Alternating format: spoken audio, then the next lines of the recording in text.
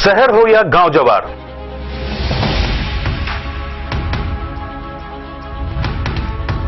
बेरोजगारी हो या हो विकास की बात, सरकार से हो या हो प्रशासन की बात,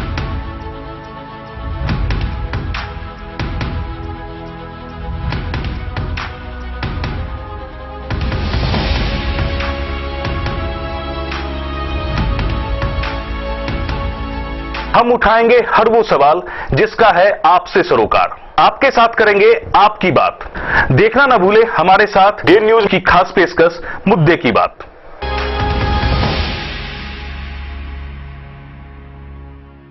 नमस्कार, डे न्यूज की खास पेशकश मुद्दे की बात में आप सभी दर्शकों का स्वागत है। मैं हूं अभिजीत कुमार और मुद्दे की बात में आज का विषय है हमारा जो सवर्णों को 10% आरक्षण देने की घोषणा की गई है केंद्र सरकार का, वो आज का हमारा मुद्दा है। आज के हमारे चर्चा में भाग लेने के लिए हमारे स्टूडियो में मौजूद है दो खास मेहमान। आइए हम उनसे परिचय करवाते हैं। पहले मेहमान हैं हमारे सुमन कुमार महासेठ जी, जो विधान पार्षद हैं और भाजपा के वरिष्ठ नेता भी हैं। वहीं हमारे दूसरे मेहमान हैं रणधीर कुमार झा जी, जो ऑल इंडिया प्रोफेशनल कांग्रेस के मधुबनी चैप्टर के अध्यक्ष हैं। तो चर्चा की शुरुआत करते हैं सबसे पहले सुमन कुमार महासेठ जी से। सर, हम जानना चाहेंगे कि जो 10% आरक्षण सवर्ण जाति को देने का जो केंद्र सरकार ने फैसला लिया है, ये इससे कहां तक सवर्ण जाति को फायदा हो सकेगा आपके नजर से? बहुत अच्छा विषय है अभिजीत जी। यह विषय चूंकि जिस समय में अपना देश आजाद हुआ और उस समय जो समाज की स्थिति थी वर्षों के गुलामी के कारण, और डॉक्टर भीमराव अंबेडकर जी का एक प्रस्ताव आया कि आरक्षण मिलना चाहिए ऐसे लोगों को जो बहुत निचले तबके के लोग हैं। उसका आधार कोई जातीय था उस समय में। आर्थिक और शैक्षणिक रूप से जो पिछड़े हुए लोग थे उस समय आज़ादी के बाद, तो ऐसे लोगों को आरक्षण देकर पैरेलल में लाया जाए। बात बीत गई, बहुत दिन आगे बढ़ी। आज हम आज़ादी के लगभग 72वां साल में प्रवेश किए हैं, लेकिन एक बहुत बड़ा तबका जो गरीबी को झेलते हुए और आरक्षण के कारण वो नहीं पहुंच पाते थे उस मुकाम तक जिसके बरसों से मांग थी। सभी दल चाहते थे कि सवर्ण में जो गरीब है, पिछड़े हैं, आर्थिक आधार पर आरक्षण हो। कई लोगों का मुद्दा बार बार जो पुराना भी आरक्षण रहा है उसमें भी कई लोगों का मुद्दा आता था कि आर्थिक आधार होना चाहिए आरक्षण का। और इस मुद्दा के कारण पिछले बार जो कि संविधान में ये अधिकार भी दिया हुआ है कि हर एक 10 साल पर आरक्षण का पुनर्विचार होना चाहिए कि किनको कहां तक फायदा पहुंची, नहीं पहुंची, और उसी के आधार पर जो है आगे फिर योजना बनानी थी। और लगातार इस पर पुनर्विचार होता रहा। और लेकिन एक ऐसा तबका जो देश के मूल धारा में रहते हुए और आरक्षण के कारण नहीं रहने के कारण पिछड़ते जा रहे थे, और इस बार नरेंद्र मोदी जी ने इस बात को गंभीरता से लिया। जमीनी से जुड़े हुए हैं, उन्होंने इस बात को गंभीरता से समझा और जो कल उन्होंने निर्णय लिया और आज लोकसभा में प्रस्ताव भी आया, तो ये बहुत सराहनीय कदम हुआ कि सवर्ण में जो आर्थिक रूप से जो पिछड़े हुए लोग हैं उनको आरक्षण मिलना चाहिए। सुमन जी, इसके लिए तो संविधान में भी संशोधन करना पड़ेगा और इसके लिए केंद्र सरकार को लोकसभा और राज्यसभा दोनों ही जगह बहुमत हासिल करनी होगी, 2/3 बहुमत हासिल होगी, तभी ये संविधान में संशोधन हो सकता है। हालांकि 1991 में जब नरसिम्हा राव जी की सरकार थी, उस समय भी सवर्णों को 10% आरक्षण देने का जो है केंद्र सरकार ने फैसला लिया था। लेकिन 1992 में सुप्रीम कोर्ट ने यह कहकर उसे खारिज कर दिया कि यह असंवैधानिक है। तो क्या आपको क्या लगता है कि अभी जो मसला चल रहा है लोकसभा और राज्यसभा में, क्या ये पास हो पाएगा आज, जबकि आखिरी दिन था लोकसभा के सांसद का? उस समय जो संविधान की व्यवस्था की गई थी संविधान में कि सारे 50% के अंदर ही हम आरक्षण दे सकते हैं, और उस समय जो प्रस्ताव आया था उसी 50% में ही आरक्षण देने की बात चल रही थी कि सवर्ण जो आर्थिक रूप से पिछड़े उनको दिया जाए। लेकिन चूंकि उस समय बिना संविधान में संशोधन किए हुए इस प्रस्ताव पर कोई नियत नहीं था उस समय में कि सवर्ण को आरक्षण मिले। एक राजनीतिक स्टंट बनकर था कि सवर्ण को आरक्षण मिलना चाहिए जो आर्थिक रूप से पिछड़े हुए हैं, और जिसके कारण सुप्रीम कोर्ट को इंटरफेयर करना पड़ा, और जो राजनीतिक स्टंट था वो उस समय में सुप्रीम कोर्ट ने उसको रोक लगाई।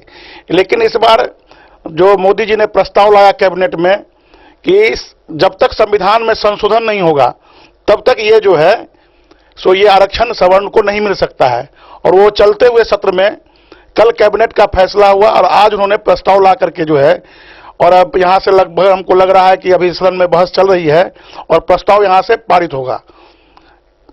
इसीलिए और जब राज्यसभा में जाएगी तो राज्यसभा में भी जो लोग यहां अभी तक जो मीडिया से समाचार आई है कि जैसे लोग समर्थन दे रहे हैं इस प्रस्ताव को कि संविधान में संशोधन करके आर्थिक रूप से पिछड़े हुए लोग को मिलना चाहिए, तो राज्यसभा में वैसे लोगों की बहुमत है। और निश्चित रूप से हमको विश्वास है कि मोदी जी अभी तक जो भी गेम खेले, जीएसटी का भी गेम जब लाए थे बहुत विरोध हो रहा था, लेकिन जो भी संशोधन करना पड़ा और उसके बाद पूरे संविधान में संशोधन भी हुआ और जो राज्य से भी सहमति लेना था तो 50% से ही ज्यादा लगभग 70% राज्यों ने तुरंत उसको मान्यता दिया, और इसीलिए यह संविधान में संशोधनों का जीएसटी पूरे ढंग से लागू हो रहा है। इसी तरह इस पर भी जो है हमको लगता है कि हर एक राज्य सरकार जो है इस पर चाहेगी कि जो समाज में ऐसे भी लोग हैं, सब लोग कल्याणकारी सरकार बनाते हैं हम लोग, और ये जनता से कल्याण से जुड़ा हुआ है, किसी खास व्यक्ति के कल्याण से नहीं जुड़ा हुआ है।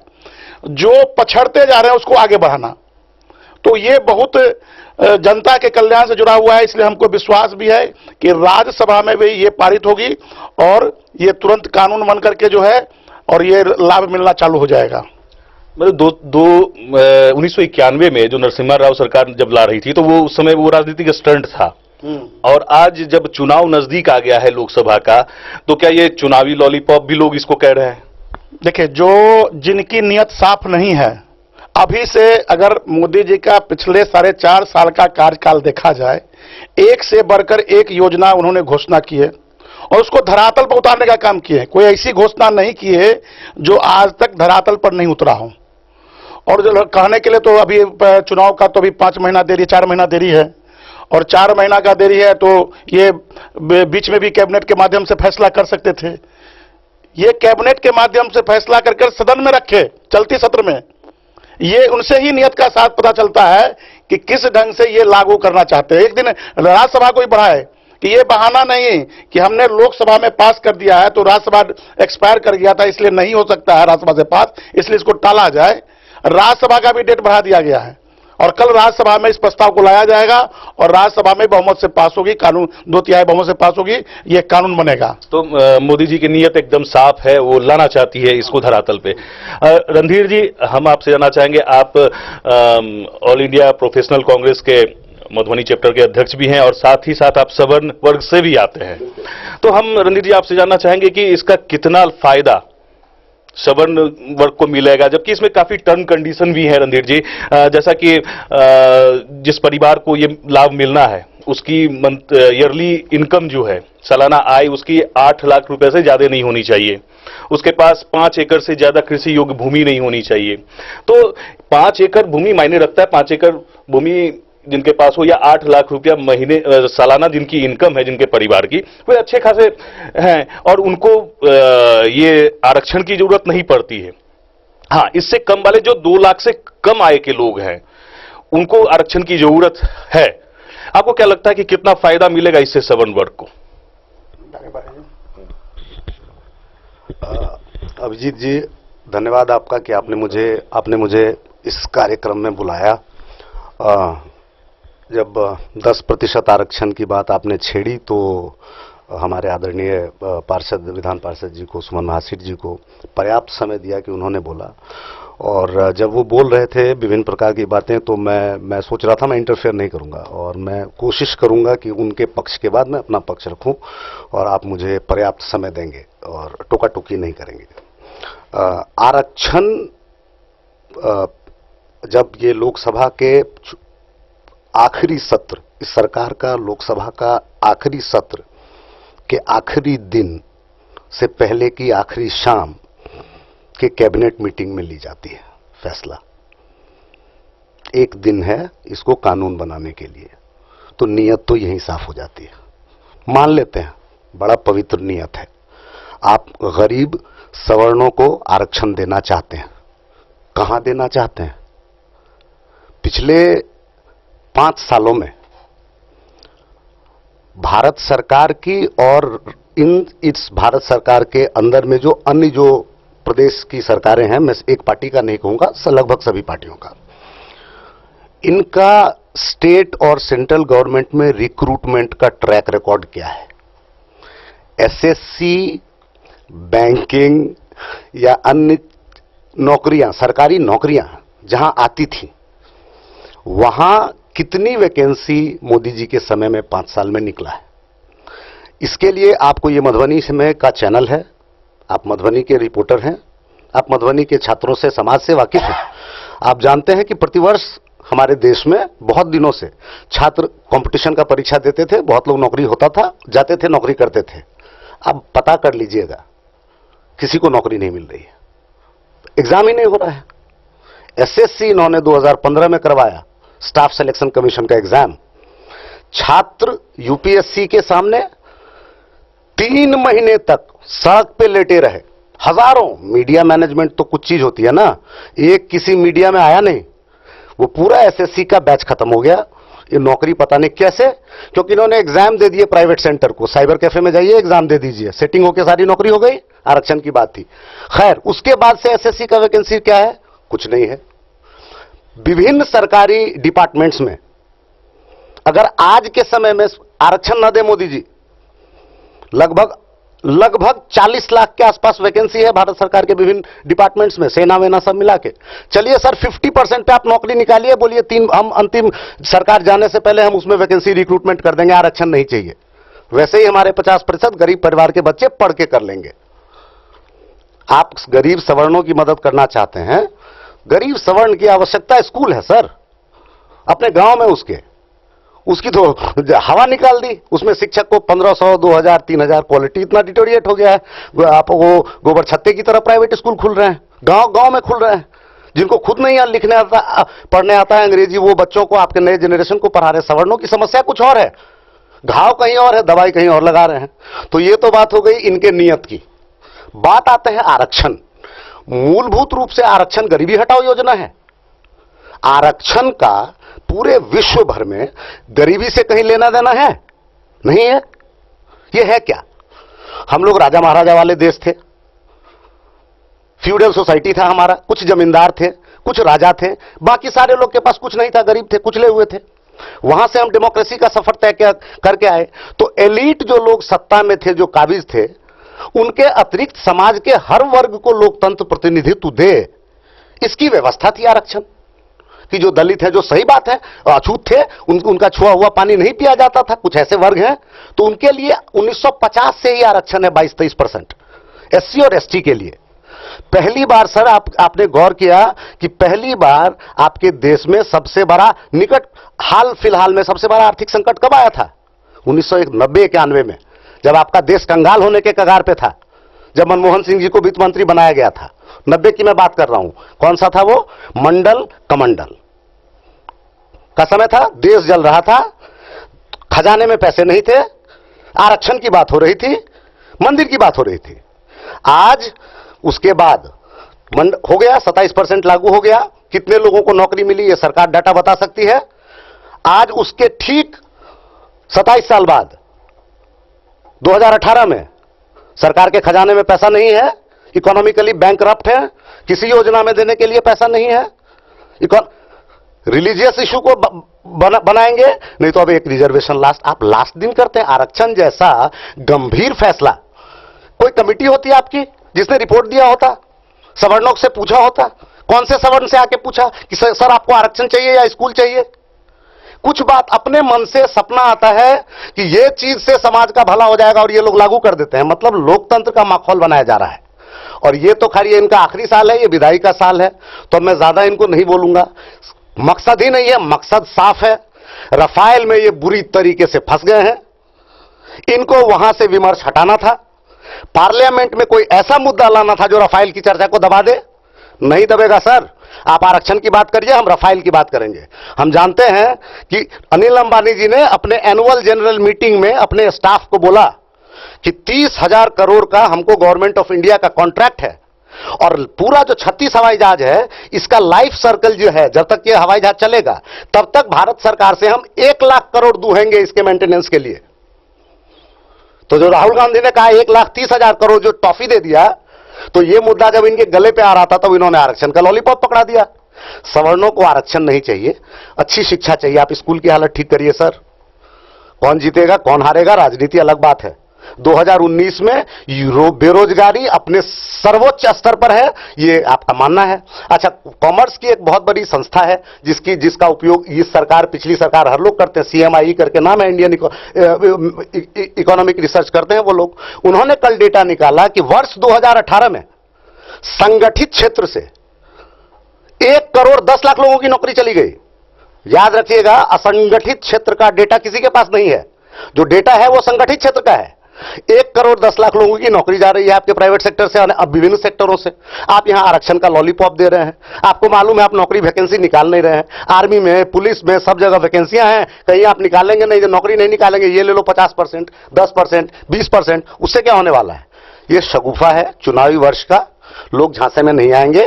5 साल में बहुत बुरी हालत रही, भयंकर भयंकर चोट दिया इन्होंने। जनता इतनी आसानी से भूलती नहीं है सर, याद रखेगी और सही समय पर आके अपना फैसला भी आएगी। गुड बाय का टाइम आ गया है इनका। ये आरक्षण वारक्षण का शगुफा नहीं चलने वाला है। बहुत बहुत धन्यवाद आपका।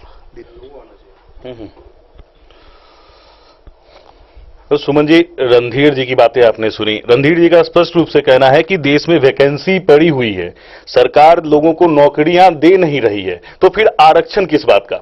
आरक्षण किस चीज के लिए? नौकरी मिलेगी, जहां रोजगार मिलेगा वहां आरक्षण का फायदा होगा, लेकिन यहां रोजगार है ही नहीं, तो फिर आरक्षण का क्या फायदा? हमको तो हंसी आ रही है कि ये जो बात रखे हैं, लगता है इनको भौतिक कोई जानकारी नहीं है। ये कांग्रेस आज देश में लगातार 45 साल तक शासन की है, लगातार एक ही परिवार के लोग। और उसके बाद पिछले 4.5 साल से पहले 10 साल लगातार कांग्रेस सरकार शासन की है। और एक चपरासी के नौकरी के लिए एक MA का भी आदमी को फॉर्म भरना पड़ता है नौकरी के लिए। ये क्या 4 साल की उपज है? ये 4.5 साल की उपज है? ये कांग्रेसियों के कारण, देश में दिशाहीन सरकार के कारण लगातार बेरोजगारी, अराजकता, आतंकवाद और सभी को और भ्रष्टाचार इतना अधिक बढ़ा कि और इस देश के युवा शक्ति जो दिग्भ्रमित होकर के आतंकवाद से जुड़े, भ्रष्टाचार में लिप्त हो गए, ऐसे लोगों को ही ये कह रहे हैं कि हमने इसको पैदा किया। और जब मोदी जी चाहते कि ऐसे लोग को मूल धारा में लावे तो भी विरोध कर रहे हैं। आखिर ये देश के युवाओं या ऐसे लोग जो आज आर्थिक रूप से विपन्न होते हुए भी और अपने क्षमता से अगर वो पढ़ाई करते हैं और पैरवी नहीं रहने के कारण या आरक्षण नहीं रहने के कारण ऐसे लोग मलाई नहीं खा सकते, ऐसे मलाई खाने वाले लोग जो कांग्रेस के शासनकाल में पैदा हुआ, एक ही परिवार के लोग लगातार शासन किए, ये नहीं चाहते हैं कि गरीब सवर्ण जो है वो आगे बढ़े। गरीब सवर्ण यदि आगे बढ़ जाएगा तो कांग्रेसियों का पोल खुल जाएगा। आखिर किस आधार पर हम जिसको मोदी जी की तुलना, कोई ऐसे प्रधानमंत्री के सामने में, कोई मोदी जी के सामने में कोई तुलना है कि हम किसके विकल्प में किसको देंगे प्रधानमंत्री के रूप में? जो आलू डालते हुए कहते हैं सोना निकालेंगे, आलू इधर से डालेंगे सोना निकालेंगे, और उनसे आप अपेक्षा करते कि देश चला लेंगे। लेकिन मुद्दे की बात यह है कि आरक्षण, अगर हम इनका पोल खोलने लगे, एक कांग्रेसियों का एक पोल खोलने लगे, ये राफेल तो बहाना है, राफेल तो बहाना है। क्रिश्चियन मिशेल को बचाना है, अपने बचना है और क्रिश्चियन मिशेल को ध्यान हटाना है। राफेल का लगातार सुप्रीम कोर्ट में, ये सुप्रीम कोर्ट में गए, हर एक मुद्दा को रखा गया। सुप्रीम कोर्ट ने जब निर्णय कर दिया तो ये जेपीसी की बात करते हैं। अरे जेपीसी की बात सुप्रीम कोर्ट भी रोक देती है। लेकिन इनको अब हम इनके जानकारी के लिए हम थोड़ा हंसी भी आती है, लेकिन इतना जरूर बता देते हैं कि आज के इस निर्णय से पूरे देश में जो उत्साह का लहर है, जिस ढंग से आज तक गरीब के लिए सरकार आजादी के बाद से गरीब के लिए एक भी ऐसा काम हो जो लगा हो कि हर एक गरीब उससे पूरा हुआ हो, ऐसा नहीं कर पाई। लेकिन ये 4.5 साल के दरमियान में घर घर बिजली पहुंचाना, उज्ज्वला योजना के तहत 28 महीना के कार्यकाल में 5 करोड़ लोगों को गैस कनेक्शन देना, पूरे भारत में जिसका जो स्वच्छता अभियान के तहत जिसका परसेंटेज 30% था, जिसके घर में शौचालय था, 90% तक पहुंचाना, और कांग्रेस के मनमोहन सिंह के सरकार के कार्यकाल में जो हमारा विकास दर 10% से गिर करके 4.5% पर आ गया था, और जब जीएसटी लागू हुआ था तो ये लोग कहते कि मनमोहन सिंह जैसे प्रधानमंत्री अर्थशास्त्री कहते थे कि ये देश का अर्थव्यवस्था गड़बड़ा जाएगा। आज पूरे वर्ल्ड की शक्ति ये मानती है कि भारत का विकास दर अमेरिका, चीन और सोवियत रूस से भी ज्यादा है। और इस ढंग के बात को ये 70 साल तक किए, क्या 45 साल तक जनता को मूर्ख बनाकर किए। कभी गरीबी हटाओ के नाम पर, कभी कुछ नाम पर, कभी भावनात्मक के नाम पर, कभी टुग्गर के नाम पर ये सत्ता को प्राप्त करते रहे और मलाई मिलकर बांटते रहे। और अब क्या है कि जितने चोर चोर मौसेरे भाई, जितने भी लोग भ्रष्टाचार में लिप्त थे, उनको अब लग रहा है कि मोदी जी अगर अगले टर्म में आ गए तो अब बारी मेरी ही है। क्योंकि विजय माल्या जैसे लोग भाग गए थे, जो कांग्रेस के राज्यसभा के मेंबर थे, करोड़ों रुपया लेकर के राज्यसभा का मेंबर बनाया गया था, और वैसे लोग जब भाग गए तो कहते हैं ये लोन जो है ये मोदी जी के समय भागे। किसके समय दिया गया था, किनके अनुशंसा में दिया था? ये 2014 के लास्ट कार्यकाल में एक दिन में लगभग 18,000 करोड़ रुपया का लोन सैंक्शन मौखिक आदेश पर किया गया था। सर आरक्षण की बात करें, 10% आरक्षण से आपको क्या लगता है? बात कर रहे थे लेकिन उन्होंने मुद्दा को भटकाया है। 10% पहले ही बोल दिए थे कि हम मुद्दा पर ही बात करना चाहेंगे, लेकिन उन्होंने मुद्दा को भटकाया है। 10% के आरक्षण से क्या जो सवर्ण है, गरीब सवर्ण है, उनका जो आर्थिक विकास है क्या संभव है? एकदम। देखिए, हम पहले भी बोले अभिजीत जी, आरक्षण जब लागू किया गया था डॉक्टर अंबेडकर जी के नेतृत्व में, उस समय कहा गया था कि जो निचले तबके के लोग हैं उनको पैरेलल में लाना। सर मैं यहां पे एक बात रोकूंगा आपको। क्या आपको लगता है कि इन 70 सालों में जो जिनके लिए आरक्षण लागू था, इन 70 सालों में क्या वो पैरेलल हो गए? बस एकदम बहुत अच्छा विषय उठाया अभिजीत जी। अभी हम एक मीटिंग में गए थे, नाई समाज का मीटिंग था। उसमें था कि वो अनुसूचित जाति में जाना चाहते थे। लगभग 200-250 लोगों की भीड़ थी। हमने एक प्रश्न पूछा था सभा में कि इसमें सामने में जितने लोग बैठे हुए हैं, इसमें से अभी तक कितने लोगों ने आरक्षण का फायदा उठाया? एक भी हाथ नहीं उठा, एक भी हाथ नहीं उठा। यह दुर्भाग्य है कि जिसमें लगभग 50 साल से ऊपर के लोग थे, जिनका जवानी बीत गया, और आज वो अपने वंशज के लिए आरक्षण की बात कर रहे हैं, अनुसूचित जाति की बात कर रहे हैं। तो हमने ये बात उठाया था, कहा भी भाषण में, अगर कहीं रिकॉर्डिंग हो तो आप उपलब्ध करा सकते हैं, कि मैंने कहा कि आखिर आरक्षण से अगर मिल ही जाता है तो सामने वाले को क्या फायदा होगा? जो हम शिक्षा के क्षेत्र में जिस ढंग से पुराने शासक के द्वारा ये मन में एक पहले से प्लानिंग था कि जब तक इस देश में गरीब रहेगा, गरीबी रहेगी, तभी तक इस देश में कांग्रेस रहेगी। या राजद के शासनकाल में उनका भी जो था कि हम जब तक इस देश में गरीब रहेगा तब तक हम ठग करके शासन करते रहेंगे। और लगातार 15 साल शासन के कारण आज 6400 करोड़ के मालिक बन गए लालू यादव एंड कंपनी, उनके परिवार के लोग। आज भ्रष्टाचार इतना चरम पर है, उसका एक अर्थ है कि लोकतंत्र का एक है जनता के लिए, जनता के द्वारा। इसको अन्यथा में कोई नहीं लेंगे। लेकिन एक दूसरा परिभाषा जब हम पॉलिटिकल साइंस में पढ़ते थे तो प्रोफेसर शिवनंदन साहब कहे कि मूर्खों के लिए मूर्खों का द्वारा, कि कितना हम मूर्ख बनाकर वोट ले लेते हैं। ये आज तक किया गया है। और जिस परंपरा को मोदी जी ने कहा कि जो हम कहेंगे सबका साथ सबका विकास, और देखिए ना क्या वो घोषणा किए, अच्छे दिन आएंगे। बहुत अच्छा बात कहे, अच्छे दिन आएंगे। और किस किस क्षेत्र में अच्छा दिन आए अगर हम गिनती करने लगे तो लगता है कि आजादी के बाद यदि अगर ये सरकार रहती तो निश्चित रूप से आज हम नंबर 1 में रहते। कभी हम सोने की चिड़िया कहलाते थे। और हमारे बाद जो देश हमारे बाद आजाद हुआ, सामने में इजराइल इतिहास है। हम जब आजाद हुए उसके बाद इजराइल आजाद हुआ। आज इजराइल महाशक्ति बनकर खड़ा है। किसके कारण? उनके सरकार की नीति के कारण। और हमारी सरकार क्या करती रही कि बांटो और राज करो। जब भूख लगे तो नेवाला फेंक दो और फिर उससे काम निकल जाए तो उसको इंजीनियर से बांध कर रख दो। ये स्थिति रही। इसलिए अभिजीत जी, ये बहुत बड़ा है कि जो आरक्षण पहले से जिनको मिल रहा है उनको आगे बढ़ाना, जो लोग आरक्षण नहीं मिलने के कारण पछड़ रहे हैं उनको भी साथ लेकर चलना। ये 70 साल के आजादी में नहीं करने के कारण ये स्थिति आई।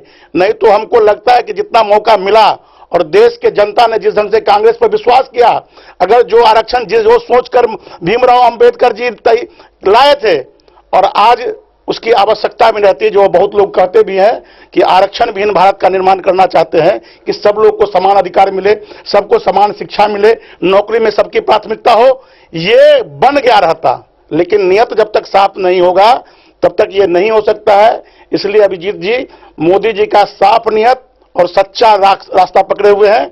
इसीलिए आने वाला कल ये निश्चित रूप से देश के लोकतंत्र में इस भारत के नागरिकों का है। और आने वाला समय, अब आप कल्पना कर सकते हैं कि जिससे आप गठबंधन करने चले थे वो आपको पूछने तक ले तैयार नहीं है।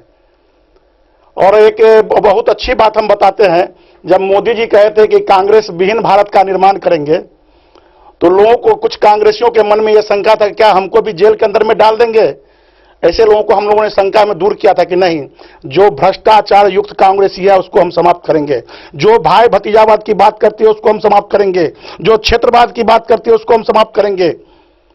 कांग्रेस में आज भी ऐसे लोग हैं जिसको इस देश से प्यार है, जिनको गरीब से आज भी गरीबी देखकर उनका रुइयां खड़ा होता है। ऐसे कई हम शहीद के परिवार में गए थे, जिनके माता पिता, जिनके पिताजी इस देश के आजादी के लिए शहीद हो गए थे, वो आज भी अपने आप को कांग्रेसी कहते हैं। लेकिन जब उनके दरवाजा पर गए तो आंख से झरझर आंसू बह रहा था कि आजादी के बाद कोई मेरे दरवाजा पर आया है तो लगता है कि मेरा बाप भी इस देश के लिए कुछ करके गया है। इसीलिए अभिजीत जी, ये मुद्दे की बात है कि ये जो आरक्षण है, ये आरक्षण देश में जो एक नई दिशा देने का काम करेगा। और ये जो बहुत अरसे से मांग थी, कांग्रेस के शासनकाल में आया हुआ ये मुद्दा मिलना चाहिए, इस पर सब सहमत है। लेकिन देगा कौन? ये काम मोदी जी ने दे करके जो है निश्चित रूप से एक बड़ा लैंडमार्क खींचा है। और ये चुनावी स्टंट हो सकता है कांग्रेसियों के, क्योंकि हमेशा वो यही करते रहे हैं कि चुनाव से पहले कोई एक ऐसा मुद्दा छोड़ दिए तो उनको लगता है कि इससे हम सरकार में आ जाएंगे। लेकिन ये चुनावी स्टंट नहीं है, ये निश्चित रूप से सबका साथ, सबके विकास की जो बात किए थे उसके लिए जो लोग पछड़ गए हैं उनको आगे बढ़ाने के लिए मुद्दा लाया गया है। सुमन जी, आपको नहीं लगता है कि आरक्षण जो है समाज का एक कोड है? क्योंकि आरक्षण से हम अपने समाज में ही लोगों के बीच भेदभाव रखते हैं। हम कहते हैं कि ये पिछड़ा है, ये दलित है, ये सवर्ण है, ये बहुजन है, तरह तरह की बात। तो क्या आपको नहीं लगता कि ऐसा होता है? मतलब आरक्षण समाज को बांटता है, आरक्षण ना हो तो बेहतर हो सकता है ज्यादा? देखिए, आप तो पत्रकार हैं, आप तो उल्टा प्रश्न पूछेंगे ही, लेकिन हम आपको सीधा जवाब देंगे। आप सीधा पर समझिए कि आप एक परिवार की कल्पना कीजिए।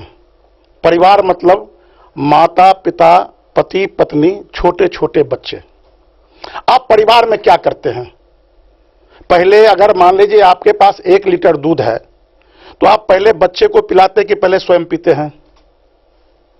आप, कोई भी विवेकहीन प्राणी नहीं होगा जो पहले अपने पिलेगा और बच्चे को छोड़ देगा। तो बच्चे को प्राथमिकता पर हम परिवार में देते हैं। फिर जब बारी आती है तो ऐसे लाचार लोग जो कुछ नहीं कर सकते हैं उनके बारे में सोचते हैं। जो बूढ़े, अगर माता पिता सक्षम है तो ठीक है, अपने से बैठ जाते हैं आपके साथ बैठने के लिए, अगर नहीं है तो पहले उनके घर में जाकर हम लोग भोजन कराते हैं, तब स्वयं भोजन करते हैं। यही सामाजिक रचना भी है, जो परिवार की रचना है वही समाज की रचना है। आज ऐसे बच्चे जो नासमझ हैं, अशिक्षित हैं, बरसों से, सदियों से समाज से कटे हुए लोग हैं, उनको आगे लाने के लिए बस मैं यही सुनना चाह रहा था सुमन जी। जब इस तरह की बात है तो क्यों नहीं उन बच्चों को, उस परिवार को शिक्षित करने की दिशा में सरकार काम कर रही है?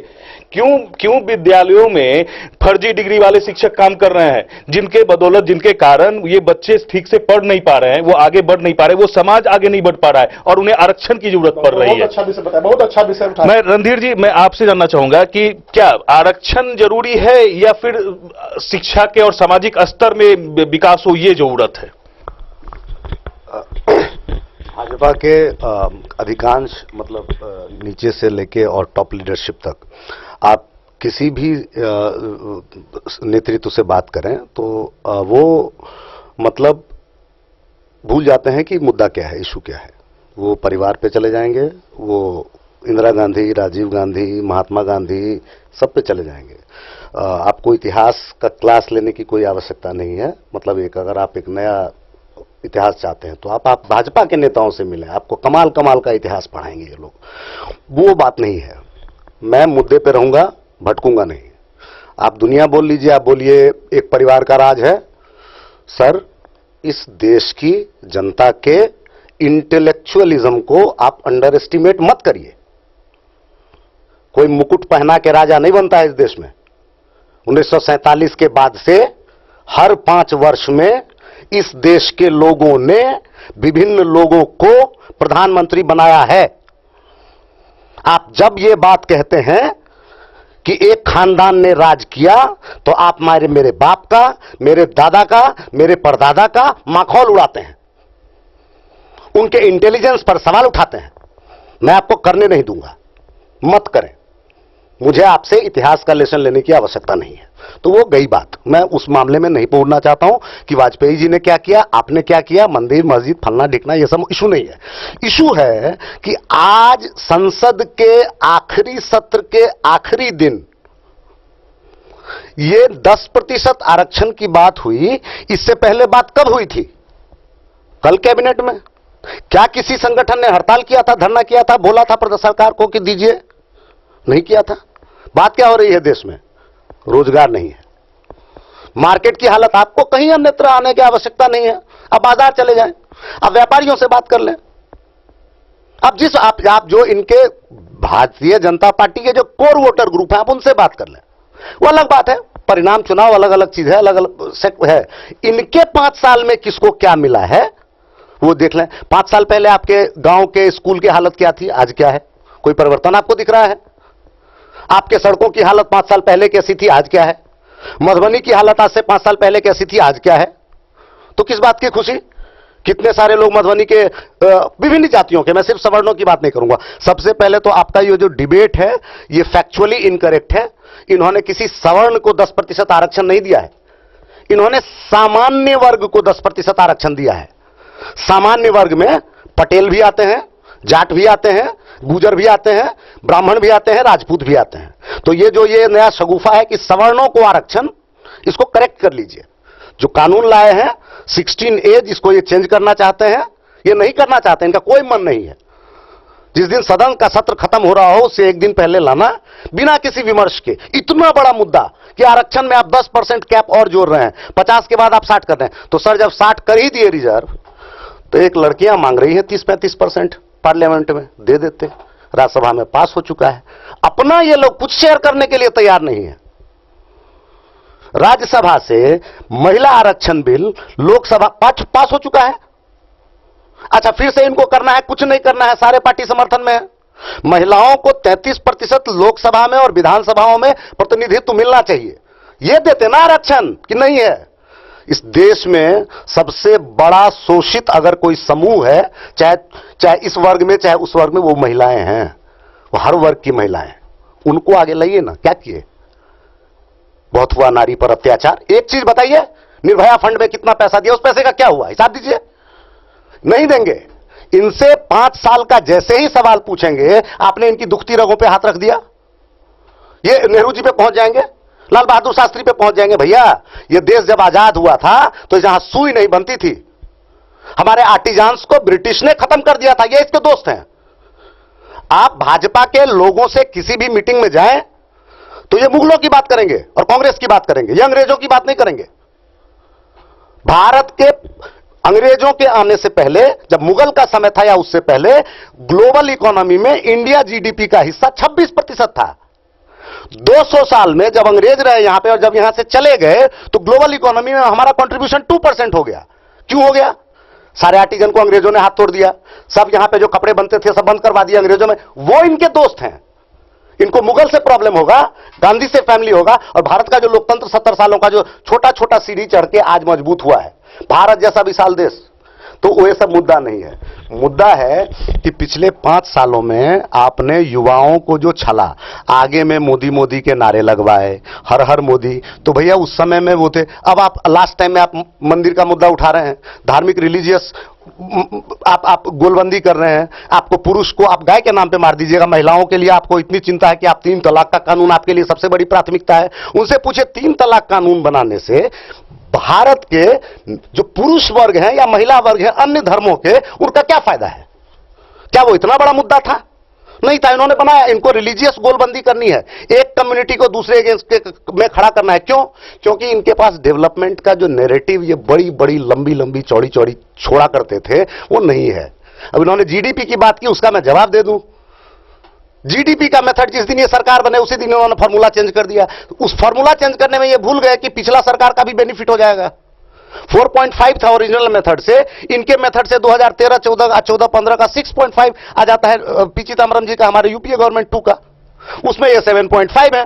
तो 2012-13 में थे हम 6.5, अभी आप घींच घाच के इतना रिवॉल्यूशन करके 7.5, और उसमें नए इंडस्ट्री कहां लग रहे हैं? क्रेडिट ऑफ टेक क्या है? बैंक से लोन कौन ले रहा है?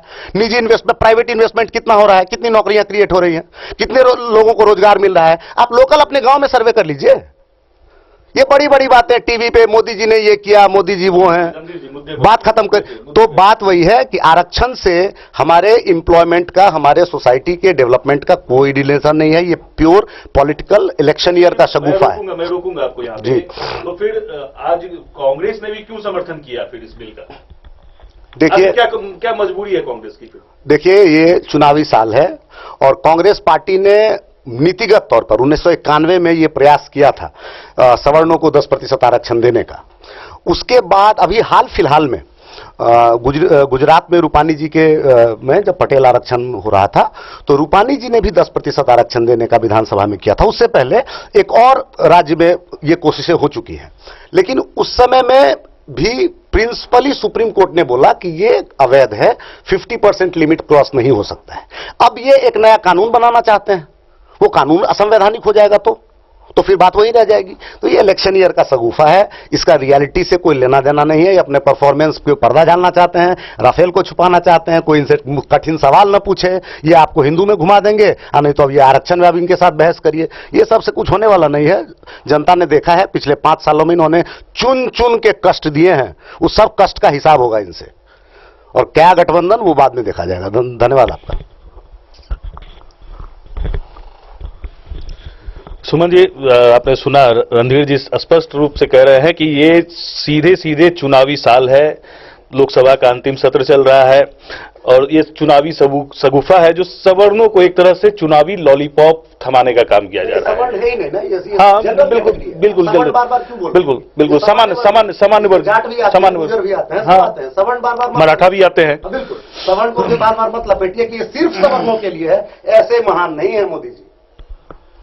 अभिजीत जी, हमको तब कहे ना बराबर कांग्रेस से कुछ बात बोलते हैं ना तो हंसी आती है, क्योंकि कुछ नासमझ लोग कोई करते हैं ना तो माफ किया जा सकता है, लेकिन कोई समझदार व्यक्ति जब इस ढंग की बात करते करते क्या हुआ?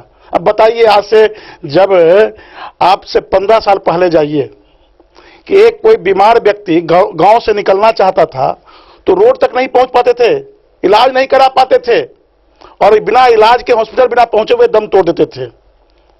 और आज पटना जाने के लिए सोचते हैं और 3 घंटा के बाद हम पटना में रहते मधुबनी के लोग, और कहते हैं कि क्या किए आप, 24 घंटा बिजली मिल रही है तो भी इनको लग रहा है कि बीजेपी में कुछ नहीं काम किया। ये अंधेरा में रखना चाहते थे। लालटेन वाले गठबंधन किए हुए हैं जो चाहते हैं कि देश गरीबी में रहे, लालटेन से निकले नहीं, और कहते हैं कि विकास कुछ काम नहीं किया। अब बताइए, जो 5 लाख का बीमा जो वर्ल्ड के किसी भी देश में नहीं है, कि आप स्वास्थ्य के लिए अगर आप भारत के किसी भी अच्छे हॉस्पिटल में, गरीबों का ललक लगा हुआ था। हम लोग जाते थे गांव में, जब प्रधानमंत्री जी ने लाया था कि अगर स्वास्थ्य बीमा के क्षेत्र में अगर 330 रुपया आप जमा करते हैं और कांग्रेसियों के देन के कारण इलाज का आप मर जाते हैं तो आपको सरकार की तरफ से 2 लाख रुपया दिया जाएगा।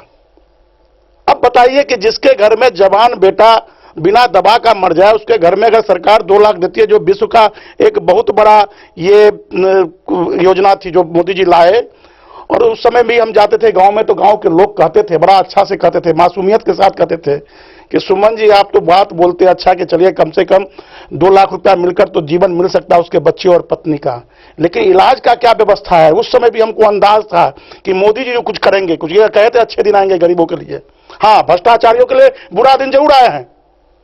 तो उस समय भी मेरे मन में था, हम कहते कि नहीं वो भी व्यवस्था किया जाएगा, क्योंकि आज के दिन में आपके पास डॉक्टर नहीं है, अगर डॉक्टर है तो आप इंफ्रास्ट्रक्चर नहीं है, और इंफ्रास्ट्रक्चर है तो दवा के लिए पैसा नहीं थी।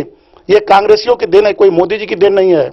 और मोदी जी ने कहा कि नहीं गरीब को हम अधिकार दिला करेंगे, और 5 लाख रुपए तक का बीमा, जो अपने आप में वर्ल्ड में जो समृद्ध देश है वो भी नहीं कर पाया, जो इस देश के लिए मोदी जी ने इस गरीबों के लिए पूरे देश के 40% जनसंख्या के लिए इंप्लीमेंट कर दिए। लगभग 60 लाख लोग इसका फायदा उठा लिए हैं, और तो भी इनको नजर नहीं आ रहा है कि मोदी जी के क्या कर रहे हैं। तो ऐसे लोगों को अगर नहीं डिस्कशन किया जाए उसमें ही भला है। सर उन्होंने जैसा कहा कि रणधीर जी की क्या सरकार नहीं चाहती कि भारत की महिलाएं विकसित हो, डेवलप हो, उनकी राजनीतिक भागीदारी क्यों नहीं? हम आ रहे हैं। अब बताइए, हम बिहार में बैठे हुए हैं, 50% महिलाओं को आरक्षण दिया गया, किसके राज्य में दिया गया? ये कांग्रेसियों के पास जवाब है क्या? ये एनडीए के शासन में ही दिया गया, और इसका फॉर्मूला पूरे देश में लागू हुआ। जिस समय में ये आरक्षण का बिल, महिला आरक्षण का बिल लाया था, कौन कौन लोग विरोध किए थे? कौन कौन लोग विरोध किए थे? ये राजद के लोग विरोध किए थे, समाजवादी पार्टी के लोग विरोध किए थे, और कांग्रेस की भी नियत साफ नहीं थी। और आज कांग्रेस उसी के साथ गठबंधन कर रहा है जो लोग चाहते हैं कि महिला का विकास नहीं हो। आज बिहार में 35% नौकरी में भी आरक्षण दिया गया महिलाओं को, जो सामान्य वर्ग के भी लोग हैं या अनुसूचित जाति के भी लोग हैं, जो सभी वर्ग के लोगों के लिए। ये क्या महिला के लिए आरक्षण नहीं है? ये मैं तो कांग्रेसियों को मैंने जी कैसे उठाते ये प्रश्न, कभी भी ना आपने सदन में ये प्रश्न उठाया कि महिला को राजनीतिक हिस्सेदारी मिलना चाहिए, और आपने नहीं उठाया तो निश्चित रूप से आने वाला कल महिलाओं का है। क्योंकि एनडीए काम करने पर विश्वास करती है, केवल गपलतबाजी में जनता को रखने का विश्वास नहीं करती है। ये भी आएगा और निश्चित रूप से आएगा, और महिला का जो भागीदारी है वो मिल के रहेगा। आपको हम बता दें, रणधीर जी कुछ बोलना चाह रहे हैं। नहीं रुक जाइए, पहले मेरा सुन लीजिए। हम आज हमारे संगठनात्मक बीजेपी संगठनात्मक क्षेत्र में 35% ट्रेंड किया जा रहा है कि तुमको राजनीति में आना है तो पहले समाज के बीच में जाना होगा। सीधे लाकर राबड़ी जैसे लोगों को हम मुख्यमंत्री नहीं मानने के लिए तैयार हैं। हम पढ़े लिखे लोग हैं, कांग्रेस और राजद के गठबंधन जैसे लोग नहीं हैं। हम लोग चाहते हैं कि आप आइए, राजनीति में आइए। आप हमारे यहाँ संगठन में आज भी 35% महिलाओं के लिए संगठन का स्थान आरक्षित किया गया है। किस लिए? कि आप ट्रेंड होइए। आने वाले कल में बीजेपी की साफ नियत है कि हम आपको आरक्षण देंगे, लेकिन ये कांग्रेसियों को बर्दाश्त नहीं है, जो आजादी के बाद लगातार 45 साल तक एक परिवार के लोग और बाकी कांग्रेसियों के द्वारा शासन किया गया। कभी महिलाओं के बारे में नहीं सोचे, कभी अनुसूचित जाति जनजाति के शिक्षा के बारे में नहीं सोचे, कभी गरीब सवर्ण के बारे में नहीं सोचे। आज उनको बेचैनी बढ़ रही है कि आज जो गरीब बेसहारा होकर मर जाते थे उनके बारे में भी तो मोदी जी चिंता किए हैं। जिनके घर में अंधकार फैला हुआ था सदियों से, उसके घर में आज 24 घंटा पानी बिजली जा रहा है।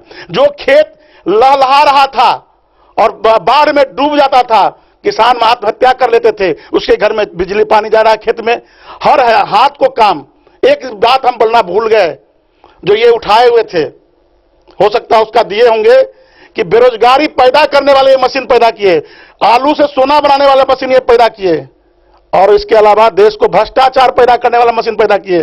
और जब आज मोदी जी इस काम को आगे बढ़ा रहे हैं तो इन लोग का क्या कहा जाए? उस भाषा में क्या कहते हैं हम लोग, लोकल भाषा में, वो हो रहा है। रणधीर जी, लेकिन लोकतंत्र है। अब बहुत दिन मूर्ख बनाकर जितना दिन रखे, हम लोगों ने गांव तक पहुंचा दिया है विकास को, और जनता विकास पर वोट देती है, और विकास कोई भी अछूता नहीं है, सबका साथ। ये कोई नहीं कर सकता है। ये मंदिर की मुद्दा भी उठाए थे, हाँ ये हम बोलना हुए, हम एक बार भी मंदिर की बात नहीं किए हैं। हम लगातार यहां से जितने देर से बैठे हैं 2 बार 3 बार ये धर्म में बांटने का काम किया हमेशा। कभी आज तक मुसलमान के लिए उन्होंने क्या किया वोट बैंक लेने के अलावा? आज मुख्य धारा में लाने के लिए उन्होंने क्या किया? आज जितने भी आतंकवादी मारे जाते हैं मैक्सिमम जो है उस वर्ग के लोग हैं जिनका लगातार ये वोट लेकर सत्ता प्राप्त करते रहे हैं। इनको कहने में शर्म लगता है कि मुसलमानों को आपने शिक्षा में क्या किया। हमने तो मुसलमान के लिए भी आरक्षण की बात कर रहे हैं। हम तो सबका साथ सबका विकास, जब हम स्वास्थ्य बीमा कर रहे थे तो कहां कहे कि हिंदू और मुसलमान की बात किए, सबका साथ सबका विकास का बात किए। लेकिन इनको तो केवल ये बांटो और राज करो, कभी मुसलमान का मुद्दा बनाकर, कभी महिला का, जो भी मुद्दा कोई व्यवहारिक मुद्दा हो अपने किए रहते। कहने में देखिए एक कहानी हम आपको सुनाकर अपनी बात को समाप्त करेंगे। एक बार रामकृष्ण जी के पास एक मां जो है अपने बच्चे को लेकर गए और बच्चे को कहे कि बहुत गुड़ खाता, जरा इनको आप मना कर दिया तो आपका बात मान जाएगा। और रामकृष्ण परमहंस जी ने कहा कि तुम 1 सप्ताह के बाद लेकर आना। पुनः जब 1 सप्ताह के बाद मां लेकर गई तो कहे कि फिर 1 सप्ताह के बाद आना। और जब 2 सप्ताह के बाद बच्चे लेकर मां पते कि बेटा गुड़ मत खाओ, गुड़ खाना स्वास्थ्य के लिए अच्छा नहीं है। जब वो मां बेटे अपने चले गए तो चेला लोग को जिज्ञासा लगा कि आपने ऐसा बात क्यों कहा, ये तो बात पहला दिन ही बोल सकते थे। तो रामकृष्ण परमहंस जी ने कहा कि मैं जिस दिन ये मां अपने बच्चे को लेकर आए थे उस दिन हम भी गुड़ खा रहे थे, और गुड़ खा रहे थे, अगर इसके ऊपर प्रभाव नहीं पड़ता है। और इसीलिए मैंने पहले अपने आप को नियंत्रित किया और उसके बाद जो है सो हमने उनको कहा। तो मैं कहना, कब ये महिला के लिए चिंतित हुए, कब श्रवण के लिए चिंतित हुए, कब मुसलमान के लिए चिंतित हुए, कब ईसाई के लिए चिंतित हुए? अगर कुछ भी चिंता किए तो आतंकवादी के लिए चिंतित हुए। जब आतंकवादी मारे जाते हैं, अफजल गुरु जिसके बारे में कहा गया कि ये संसद पर हमला करने गए थे, लोकतंत्र के सबसे मंदिर पर, और उसके बारे में कहते हैं हाँ बापू हम शर्मिंदा है, अफजल तेरे कातिल जिंदा है। माने अफजल को फांसी न्यायालय में दिया गया और उसके समर्थन में राजीव गांधी रेड कारपेट बिछाकर जाते, राहुल गांधी। बताइए दुर्भाग्य है देश का कि जो देश को भारत तेरे टुकड़े होंगे इंशाअल्लाह, ऐसे लोग के समर्थन में जाते हैं जो कहते हैं हम देश के प्रधानमंत्री बनेंगे। किस दिशा में इस देश को ले जाना चाहते हैं? इसीलिए अभिजीत जी, ये बहुत अच्छा मुद्दा है इस देश के लिए कि सवर्ण, जो ऐसे सवर्ण को हम जानते हैं जिनके बच्चे पढ़ लिख लिए हैं और आज चाहते हैं कि हम नौकरी में करें, फॉर्म भरने के लिए पैसा नहीं है, पढ़ना चाहते, शैक्षणिक क्षेत्र में भी आरक्षण दिया गया, पढ़ना चाहते हैं लेकिन नहीं, पूंजीपति लोग जाकर उसमें एडमिशन ले लेते हैं।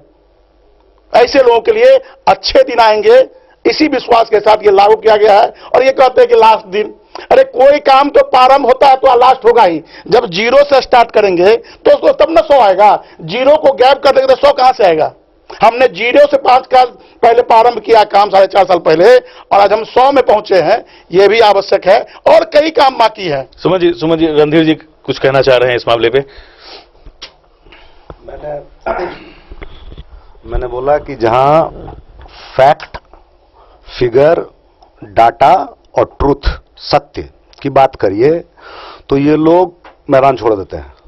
ये लोग स्टोरीज, कहानियां सब पे आ जाते हैं। बात वही थी कि आरक्षण जनता देख रही है और रोजगार, ऐसा बोलिए कि जनता को आरक्षण कि रणधीर जी कुछ अच्छे अध्ययन करके आए हैं। आरक्षण केवल जो है कांग्रेस के बड़ाई मत बोलिए, आप अपने आप में एक पर्सनैलिटी हैं, आगे बढ़ना आपका भविष्य है। मैंने एक बार भी कांग्रेस का नाम नहीं लिया है। ऐसे लोगों के इसलिए कांग्रेस के आप प्रोफेशनल ठीक है, लेकिन मैंने एक बार भी कांग्रेस और बीजेपी नहीं किया है। जनता को भी लगे कि नहीं, मधुबनी शहर में एक रणधीर जी भी अच्छे पढ़े लिखे लोग हैं जो बात को अच्छे ढंग से रख सकते हैं। मैं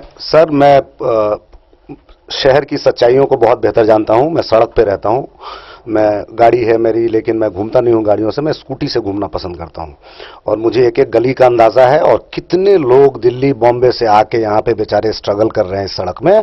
कभी आराम से गिलेसन बाजार घुमाइएगा महासाइड जी, दुकानों में काम करने वाले लोगों से पूछिएगा 2016 में कहां काम कर रहे थे, 15 में कहां काम कर रहे थे। तो आप जरा फैक्ट फिगर ठीक कर लीजिए। खैर, इन्होंने की महिला आरक्षण की बात इन्होंने पहला दिया। इससे पिछले और पिछले से पिछले 2 सत्र से, सत्र के शुरू होने से पहले हमारे राष्ट्रीय अध्यक्ष ने कहा कि इस बार अगर भारत सरकार अगर लाती है पार्लियामेंट 33% महिला आरक्षण तो हम कोई नहीं, बातचीत नहीं है, सपोर्ट करेंगे। कौन कौन और बोला? हम बीच में टोकना चाहेंगे। जिस ढंग से के गैर व्यवहारिक मुद्दे पर लगातार तो मुद्दे की बात में वक्त हो चला है एक छोटे से ब्रेक का। ब्रेक के बाद भी चर्चा का दौर जारी रहेगा, आप बने रहिए हमारे साथ। क्रिब्स हॉस्पिटल, ये हॉस्पिटल आम जन के लिए किसी वरदान से कम नहीं। खूबसूरत हरे भरे और ताजगी से भरपूर वातावरण के बीच इस अस्पताल का निर्माण किया गया है। जिसे हकीकत में ढालने का ख्वाब क्रिब्स ग्रुप के चेयरमैन जनाब मोहम्मद इम्तियाज नूरानी साहब ने देखा था, जिसे दिल्ली और गुड़गांव जैसे बड़े शहरों के बाद अब मधुबनी में भी शुरू किया गया है। हॉस्पिटल में 2 एम्बुलेंस 24 घंटे मरीजों को लाने ले जाने के लिए तैयार खड़ी रहती हैं। इस अस्पताल में 150 बिस्तरों की सुविधा है। खास बात यह है कि इसमें महिलाओं और पुरुषों के लिए अलग अलग वार्ड्स बने हुए हैं। इसके साथ ही अस्पताल में 24 घंटे इमरजेंसी की भी पूरी व्यवस्था है। यहाँ की ओपीडी में विशेषज्ञ डॉक्टरों की पूरी टीम है। सुबह 9 बजे से 10 बजे का समय गरीब लोगों के लिए रखा गया है। वे महज 100 रुपए की फीस अदा करके डॉक्टर से परामर्श ले सकते हैं। अस्पताल की लैब फैसिलिटी को विश्व स्तरीय बनाने की पूरी कोशिश की गई है, जिसमें तमाम अत्याधुनिक मशीनें मौजूद हैं। इससे लगभग हर किस्म की बीमारी की जांच एक ही छत के नीचे ही संभव है। यहाँ लगाई गई मशीन हिंदुस्तान के चंद बड़े और नामी अस्पतालों में ही मौजूद है। इस अस्पताल में हर तरह के ऑपरेशन की सुविधा उपलब्ध है। आंखों के इलाज के लिए अलग से तैयार किया गया ऑपरेशन थिएटर निरंतर ही लोगों की जिंदगी में रोशनी भर रहा है। यहाँ आईसीयू, एनआईसीयू, पीआईसीयू और क्रिटिकल केयर में विशेषज्ञ डॉक्टरों की निगरानी में मरीजों का उचित इलाज किया जाता है। इस अस्पताल का एक अहम हिस्सा यहाँ का मेडिकल स्टोर भी है।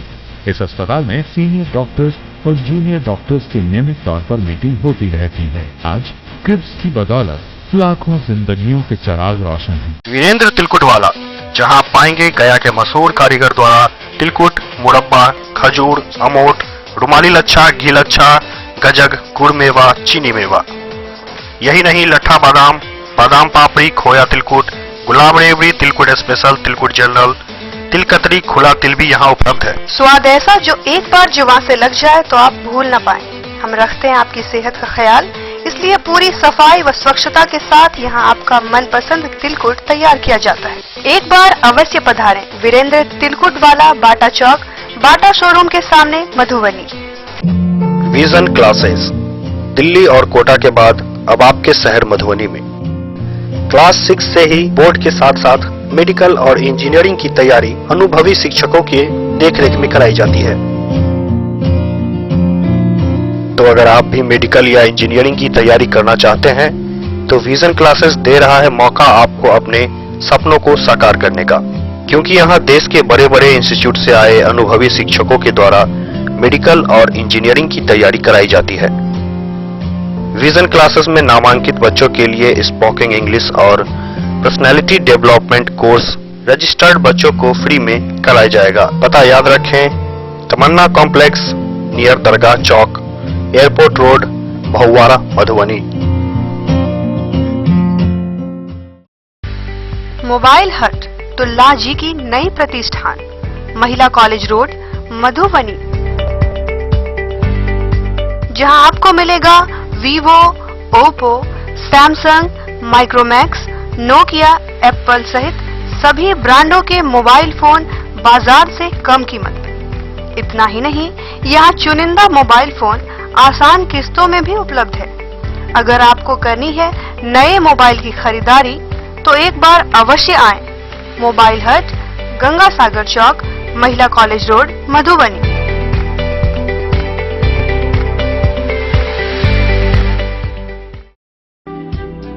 बेहतरीन साड़ियों एवं रेडीमेड कपड़ों का अनूठा संगम बॉम्बे फैशन। शादी हो या कोई त्योहार, हर तरह के खास आयोजन में आपको पसंद आएगी यहाँ की डिजाइनर, कामदार एवं बेहतरीन साड़ियाँ। यानी अगर आप चाहते हैं सभी प्रकार की कामदार, फैंसी, बनारसी, प्योर सिल्क, सूती साड़ियाँ, सलवार सूट और लहंगा चुन्नी, तो सोचने की जरूरत नहीं। आए बॉम्बे फैशन, हम रखते हैं आपकी पसंद का ख्याल। शर्टिंग, सूटिंग एवं ब्रांडेड रेडीमेड कपड़े भी मिलेंगे आपको उचित मूल्य पर। यही नहीं, बच्चों के कपड़े बाजार से कम कीमत पर यानी होलसेल रेट पर प्राप्त करें। पता याद रखें, बॉम्बे फैशन, महिला कॉलेज रोड, मधुबनी। महादेव शाह अमरनाथ प्रसाद ज्वेलर्स, राजनगर, गांधी चौक, जहां आप पाएंगे सोने का दुल्हन हार सेट, टीका, नथिया, टॉप्स, झुमका, बाली, चेन, अंगूठी, मंगलसूत्र, नोजपिन, कंगन चूड़ी और ब्रेसलेट भी। 916 स्वर्ण आभूषण में 100% कैश वापसी की सुविधा। इतना ही नहीं, हमारे यहाँ डायमंड के खास गहने भी उपलब्ध हैं। तो अब सोचने की जरूरत नहीं जनाब, डिजाइनर गहनों की यहाँ आई है बहार, चाहे हो शादी या कोई तीज त्योहार। मिथिलांचल का number 1 AC showroom 916 hallmark jewellery एवं नक्षत्र डायमंड ज्वेलरी में 100% कैश वापसी की सुविधा। सोने चांदी के जेवर में मेकिंग चार्ज पर 20% की छूट। यह सुनहरा अवसर सीमित समय के लिए उपलब्ध। टाइटन, सोनाटा व फास्ट ट्रैक टाइमेक्स की घड़ियों पर भी विशेष छूट। महादेव शाह अमरनाथ प्रसाद ज्वेलर्स, राजनगर बाजार, गांधी चौक, मधुबनी। आपके शहर मधुबनी में श्री कृष्णा ज्वेलर्स, जहां हॉलमार्क जेवरों के एक से बढ़कर एक डिजाइन उपलब्ध है। शादी विवाह के जेवर से लेकर उपहार में दिए जाने वाले गहने भी यहाँ उपलब्ध है।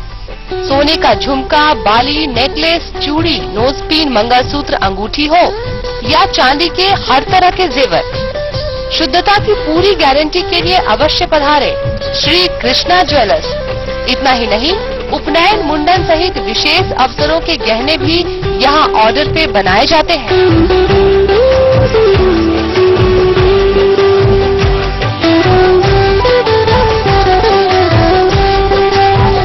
एसी शोरूम के साथ श्री कृष्णा ज्वेलर्स, महिला कॉलेज रोड, मधुबनी। फैंसी जेवरों के निर्माता और विक्रेता लाल बाबू ज्वेलर्स। शुद्ध सोना, चांदी व डायमंड के एक से बढ़कर एक डिजाइन। शुद्धता और विश्वसनीयता के साथ कोई समझौता नहीं। 916 हॉलमार्क गहनों के लिए एक बार अवश्य पधारें। नक्षत्र, डीडमार्च, थंगम की ज्वेलरी के अलावे सभी प्रकार के रत्न भी यहाँ उपलब्ध है। गहने चाहे हल्के हो या भारी, हर जगह दिखेगी आपको हमारी ईमानदारी। देर किस बात की, जल्द आए लाल बाबू ज्वेलर्स। पता याद रखें, महिला कॉलेज रोड, मधुबनी।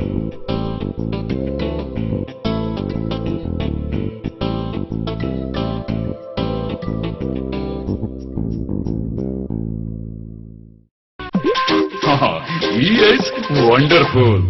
वंडरफुल नहीं, ब्यूटीफुल। हमरा पता है स्वीटी। अरे स्वीटी नहीं, ब्यूटी। लेकिन सेकंड किस नहीं, ये छिए ब्यूटी स्कीम। तो सुनलिए नहीं हम सब glow star pharma private limited के उत्कृष्ट उत्पादन ब्यूटी स्कीम, नहीं कोनो साइड इफेक्ट। चेहरा में रहल केहना प्रकार के दाग के मिटा कर छोड़त, धब्बा, छाई, मुहासा के हटा कर चेहरा में निखार लात। और उतने नहीं, चेहरा हमेशा के लिए ग्लो बनल रहा था। और हाँ, आहा सब सुनलिए ने, अब हमरा आहा के कोनो भी दवाई दुकान हुए व जनरल स्टोर्स आहा जाकर आराम से ला सके छी। Beauty scheme. Jewellery house Swarnashree, सोने की शुद्धता मापने वाला यंत्र कैरोटोमीटर यहाँ उपलब्ध है। क्योंकि सोने की शुद्धता और आपके विश्वास के साथ कोई समझौता नहीं। रत्न, सोना व चांदी के हर तरह के आभूषण के लिए एक बार अवश्य आए। लाइट वेट व बेहतरीन कारीगरी वाले गहनों का अनूठा संगम। आपका भरोसा ही है हमारी पूंजी। बिना किसी मिलावट व पूरी शुद्धता के साथ हॉलमार्क गहने आपको देना हमारा परम कर्तव्य। तो देर की इस बात की, अपने मनपसंद गहनों की खरीदारी के लिए आज ही आए। पता याद रखें, ज्वेलरी हाउस स्वर्णश्री, बड़ा बाजार, Madhubani. New Shabnam cushion maker, यहाँ सभी गाड़ियों का सीट कवर, हुड एवं सोफा कवर बनाया जाता है। कारपेट, रैक्सीन, फोम एवं सोफा कवर का कपड़ा भी यहाँ उपलब्ध है। पता याद रखें, न्यू शबनम कुशन मेकर, भिलवा चौक से उत्तर, स्टेट बैंक के समीप, मेन रोड, जयनगर। ब्रेक के बाद एक बार फिर आप सभी दर्शकों का स्वागत है। तो चर्चा को आगे बढ़ाते हैं और बात करते हैं मुद्दे की। को बहिष्कार करने का काम कांग्रेस ने किया है, कभी महिला के मुद्दा पर किया है? बताइएगा जरा, अगर नॉलेज है तो। मेरी बात सुनिए, जहां पे जवाब दीजिए कि बात, क्या बोल दीजिए कि नहीं किया। देखिए सीधा बोलिए। ये महिला मुद्दा नहीं था, मैंने ये मुद्दा था आरक्षण, बिल्कुल ये आरक्षण का मुद्दा था। और मैंने कहा कि एक आरक्षण ऐसा है जहां आप सिर्फ शगुफा छोड़ रहे हैं, आपका देने का कोई नियत नहीं है, क्योंकि आप जानते हैं इस वर्ग का ऑलरेडी रिप्रेजेंटेशन अच्छा खासा है। जनता देख रही नहीं करेगी। नहीं, अच्छा खासा है, वो छोड़िए। तो हमने तो आपको एक आरक्षण पर हमने आपको पूरा समर्थन दिया हुआ है कि कल बिल लाइए, परसों ये कानून बन जाएगा कि 33% सीट जो है वो महिलाओं के लिए लोकसभा में आरक्षित हो जाए। महिलाएं सोचे महिलाओं को क्या, आधी आबादी है, आप क्यों डिसाइड कीजिएगा उनके लिए, और हम क्यों डिसाइड करें, वो डिसाइड करें उनको क्या काम करना है। तो ऐसा रिजर्वेशन आप सोशल रिफॉर्म के लिए आप नहीं लाएंगे। आप जब राफेल में और विभिन्न मुद्दों में, बेरोजगारी में, आज के समय में, आज का डेटा पढ़ लीजिएगा आप, गूगल सबको आता है, सबके पास मोबाइल फोन है, मधुबनी के जनता के पास, सब जाके करिए what is the today's unemployment rate of India. It is 8.25%, 8.25%। ये पिछले 24 साल का सर्वश्रेष्ठ है, सबसे हाईएस्ट पे पहुंच गया बेरोजगारी। इस वर्ष 2018 में 1 करोड़ 10 लाख लोग संगठित क्षेत्र से अपने नौकरियों से निकाले गए हैं। ये बात कर रहे हैं हवा की। भैया जो नौकरी में था उसकी नौकरी चली गई, नई नौकरी कहां है, समझ रहे हैं बात। यूनिट्स बंद हो रहे हैं, बिगर ट्रांजैक्शंस में जीडीपी का डेटा और फिगर दिखाया जा रहा है। एक कंपनियां दूसरी कंपनियों को सामान बेच रही हैं, ग्राउंड पे कोई डेवलपमेंट नहीं है, कोई कंपनी नहीं है, कोई डिमांड नहीं है, कोई जॉब क्रिएशन नहीं है। आप बाजार में बात कर लीजिए, व्यवसायियों से बात कर लीजिए। तो ये सब इनको बात नहीं करना है। आरक्षण से, सवर्णों से या दलितों से तो बिल्कुल ही नहीं, अल्पसंख्यकों से, गरीबों से इनका लेना देना नहीं है। ये अडानी, अंबानी, किशोर बियानी, ऐसे ऐसे 10-20 इंडस्ट्रियलिस्ट हैं जिन्होंने इनके इलेक्शन को हेविली फंड किया था, फिर करेंगे। ये कम से कम 2000 न्यूज़पेपर के पहले पन्ने पे रोज आएंगे। आप समझते हैं टाइम्स ऑफ इंडिया और बड़े बड़े अखबारों के पहले पन्ने की कीमत, ये रोज आएंगे 1 महीना तक। 2001 विज्ञापन में काम करने वाले प्रोफेशनल होने के नाते मैं स्टडी करके बता रहा हूं आपको, जिस हिसाब से पैसा जहां से लाए थे उनको चुकाना था, चुकाया राफेल। लेकिन जब राफेल पे जेपीसी बनेगा तो डिफेंस मिनिस्ट्री से फाइल मंगाई जाएगी। जब फाइल मंगाई जाएगी तो ऊपर से नीचे तक के सभी सेक्रेटरी के नोट आएंगे कि नहीं, प्रधानमंत्री क्यों इंटरफेयर कर रहे हैं, प्रधानमंत्री क्यों इंटरफेयर कर रहे हैं। प्रधानमंत्री ने डब्बा में बंद कर दिया और बोला नहीं मैं महाराजा हूं। ये बोलते हैं लोकतंत्र। चाहिए इनको गवर्नमेंट कैसा, एक व्यक्ति सब कुछ डिसाइड करेगा। तो जेपीसी से फाइनल हो जाएगा, सारे डिफेंस के फाइल आ जाएंगे। अब इस मुद्दे पर ये इतनी बुरी तरीके से घिर गए हैं। परसों निर्मला सीतारमण जी ने कहा कि हमने 1 लाख करोड़ का दे दिया, आज सुबह तक आ गई कि 27,000 करोड़ का कंफर्म है, बाकी पाइपलाइन में है। पाइपलाइन में तो भैया इंडिया का नंबर 1 जाना पिछले 100 साल से है, बोल दीजिएगा उसको। पाइपलाइन में तो बहुत कुछ होता है। 24,000 करोड़ में 7,000 करोड़ इन्होंने दिया है। आज के डेट में HAL भारत सरकार की कंपनी है, जिसकी जिम्मेदारी भारत सरकार की बनती है, जिसने हमको सारे बड़े बड़े हमारे जितने मिग हैं, सुखोई हैं, सब वही बनाता है, तेजस है। उसको अपने इंप्लॉय को देने के लिए सैलरी नहीं, इन्होंने पेमेंट होल्ड कर रखा है।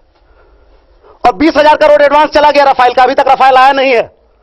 59,000 करोड़ में से 20,000 करोड़ एडवांस चला गया राफेल को, एक भी राफेल इंडिया में आया नहीं है। और 24,000 करोड़ का तेजस डिलीवर कर दिया, 7,000 करोड़ इन्होंने दिया है। ये फैक्ट है। ये आप, अरे मैं बोल रहा हूं, ये जो बोल रहे हैं पूरे जिम्मेदारी से बोल रहा हूं, जिम्मेदारी से बोल रहे हैं, पूरी जिम्मेदारी से बोल रहा हूं। आज बिहार की सबसे बड़ी कंपनी, पूरी नहीं, आप जिम्मेदारी के साथ, बिहार की सबसे बड़ी कंपनी कौन थी? बिहार खंडित बिहार का सबसे बड़ी कंपनी कौन थी? फर्टिलाइजर कॉर्पोरेशन ऑफ इंडिया की कंपनी थी। किनके राज में बंद हुआ बताइए, इनसे पूछिए किनके राज में बंद हुआ। क्या बोले, क्या खोल के बोलिए, एक ही विषय जवाब दीजिए, हम प्रश्न पूछे जवाब दीजिए। Fertilizer Corporation of India, railway of India, ये प्रॉफिटेबल कंपनियां नहीं है। और चाहे HAL, ये लोग सुनिए, ये प्रॉफिटेबल और प्रॉफिट बनाने वाली कंपनियां नहीं है, ये समाज का सेवा करने वाली कंपनियां हैं। रेलवे से गरीब लोग ट्रेवल करता है, प्रॉफिट कमाने के लिए आप जाइए हवाई जहाज से, हवाई जहाज की कंपनी को, वही तो आप करते हैं। इनका विषय देखते कभी हम तो विषय पर आप FCI प्रॉफिट में है चाहे लॉस में है, बंद हो गया, आप चल रहा है। का कोई बात नहीं कीजिए। हमने आपसे HAL पे सवाल पूछा तो आप, मैंने राफेल पे सवाल पूछा तो आप आरक्षण पे आ गए। राफेल की बात करते हैं, आरक्षण पे बात पूछा, नौकरी पे बात पूछी। आप ना सुप्रीम कोर्ट को मानते हैं, ना वंदे मातरम को मानते हैं, भारत माता को मानते हैं। अच्छा, आप किसको मानते हैं? आप सोनिया गांधी जो दिल्ली की है। अच्छा महाशय सर, एक सेकंड, नहीं, आप हम बीजेपी अभी हैं। आप अच्छा, आप किसको मानते हैं? तो जो विदेश से सब कंपनी विदेश से लाना है, खाद लाना कहां से, तो भारतीय कंपनी को बंद करना है, विदेश से लाना है। मेरा कहना जिस क्षेत्र में हम संपत हैं, आपको राफेल के बारे में क्या जानकारी है? आजाद के बारे में आजाद भारत में आज तक किसी केंद्रीय सरकार ने कोर्ट को बोला कि हम जो आपको लिख के दिए थे उसमें ग्रामेटिकल एरर हो गया? भारत सरकार के अधिकारी का नोट गया सुप्रीम कोर्ट को, बंद लिफाफा में ग्रामेटिकल एरर हो गया। हम आपको बता दिए कि ये सीएजी में जा चुका है और पीएससी में पास हो चुका है। जज ने डिसीजन में पारा 25 में क्या बोला है कि ये सीएजी ने क्लियर कर दिया, पीएससी ने क्लियर कर दिया, तब हम क्या देखें? हमारे देखने के लिए कुछ है ही नहीं। उनको नहीं पता है कि नहीं अभी तो सीएजी भी सबमिट नहीं हुआ है, पीएससी में भी सबमिट नहीं हुआ है, आपको मालूम भी नहीं। तो इन्होंने सीधा अगले दिन सरकार का स्पष्टीकरण आया कि हमसे ग्रामेटिकल एरर हो गया कोर्ट को समझने में। तो जो पूरा सुप्रीम कोर्ट का जजमेंट है वही अभी एक गलत इंफॉर्मेशन पर आधारित है। तो सुप्रीम कोर्ट में तो फिर जाएंगे रफाल के लिए। फिर आप गलत दिशा में, तो आप आरक्षण रफाल को गलत दिशा में जा रहे हैं। सुप्रीम कोर्ट ने कहा कि खरीद में क्या दाम लगा है, नहीं लगा है, क्यों लगा है, इसको हम नहीं देखेंगे। ये इंटरनल मामला है। हमको ये प्रक्रिया जो कहते हैं कि बीच में जो कोई मीडिएटर, ईसाई मिसाइल क्या कहते हैं, क्रिश्चियन मिसाइल जैसे कोई लोग भी थे क्या इस प्रक्रिया में? सुप्रीम कोर्ट ने साफ कहा है कि इस खरीद बिक्री में कोई भी दलाली नहीं ली गई है। ये कानून का और दलाली जो ली गई है वो अगस्ता खरीद में ली गई है, और कई ऐसे खरीद हैं जो तुरंत बोफोर्स के समय में भी जो दबा दिया गया। लेकिन आप चिंता मत कीजिए, अब चूंकि आपके पास नहीं चाहते हैं, आप कांग्रेसी कभी नहीं ब्राह्मण का, सवर्ण का कल्याण सोचना चाहा, कांग्रेसी कभी नहीं अति पिछड़ा का कल्याण करना चाहा, कांग्रेस कभी नहीं अनुसूचित जाति का कल्याण करना चाहा, कांग्रेस हमेशा आतंकवादियों का कल्याण करना चाहा। आज क्या, आज आपकी सरकार बनी मध्य प्रदेश में और कहे वंदे मातरम बंद होगा। बताइए, जिसको गा करके कैसे लोग शहीद हो गए, फांसी के फंदे पर कूद गए, और कहते हम कांग्रेसी हैं। इनको तो, कांग्रेसियों को तो शर्म नहीं आता। यही दुर्भाग्य है अभिजीत जी, ये शर्म आना चाहिए कि जिस दिन वंदे मातरम का समर्थन वापस लिया और कहते हैं बेरोजगार, आज तो मेरे बिहार के लोग पूरे देश को खुशहाल बना रहे हैं, मॉरिशस जैसे लोग प्रशासन कर रहे हैं, और कहते हैं हमारे इनके कमलनाथ जी बनते और कहते हैं कि बिहारियों उत्तर प्रदेशियों को मध्य प्रदेश से खदेड़ दिया जाएगा। बताइए, देखिए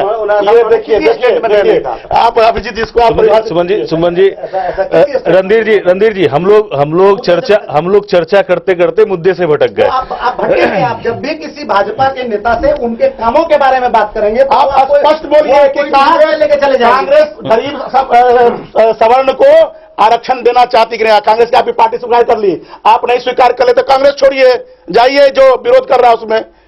आप कांग्रेस को छोड़िए, आपकी पार्टी, आपके राष्ट्रीय अध्यक्ष कह रहे हैं कि हम समर्थन में हैं। हम तो इस पर सीधे सरेंडर कर देना। सुमन जी रणधीर जी बस बात समर्थन की या बात विरोध की है। सुनिए, कोई भी इस देश में अगर छोटा से छोटा कानून आता है तो संसद में देखते हैं, राड़ होता है, बातचीत होती है, बहुत ज्यादा डिस्कशंस होते हैं। यहां आप संविधान बदलने वाले हैं और आखिरी दिन से एक दिन पहले तक किसी को पता नहीं है, किसी के पास एक कॉपी तक नहीं है कानून का। ये लोग मजाक कर रहे हैं डेमोक्रेसी के साथ, समझिए इस बात को।